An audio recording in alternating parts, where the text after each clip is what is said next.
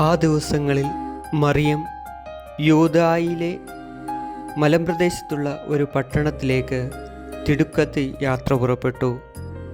അവൾ സക്രിയായുടെ വീട്ടിൽ പ്രവേശിച്ച് എലിസബത്തിനെ അഭിവാദനം ചെയ്തു.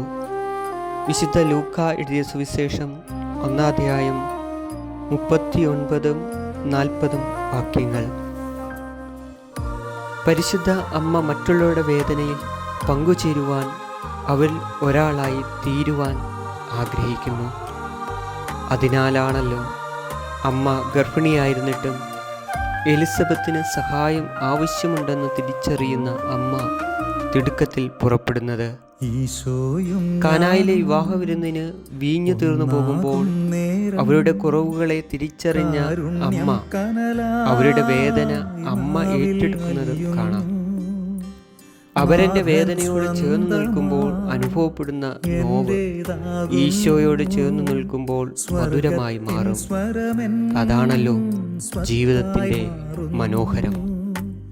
നെഞ്ചോടു ചേർത്തൻ്റെ യേശു, ആ ചങ്കിലെ ചൂടേ